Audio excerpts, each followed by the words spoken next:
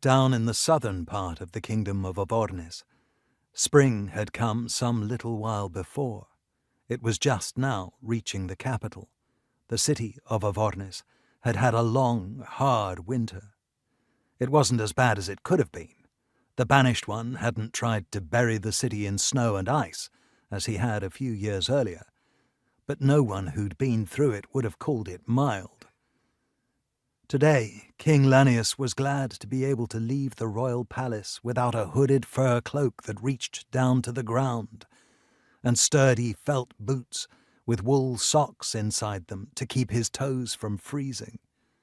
His breath still smoked when he did go out, but the icicles had melted from under the eaves of steep-pitched slate roofs, and all the snow was gone from the streets, leaving those that weren't cobblestoned, which was most of them, calf-deep in stinking mud.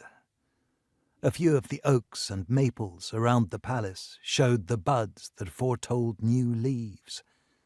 Some of the season's earliest birds perched in the mostly bare branches.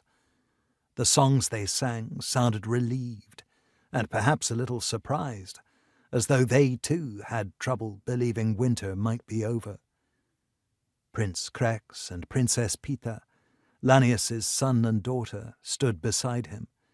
They were happier to get out of the palace than he was.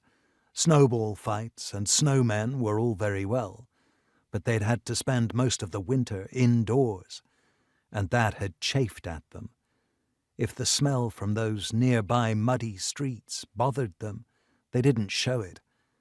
Peter pointed to one of the birds in the closest oak. "What kind is that, father?" she asked, confident Lanius would know. People were always confident Lanius knew any number of small, mostly useless things. They were usually right, too.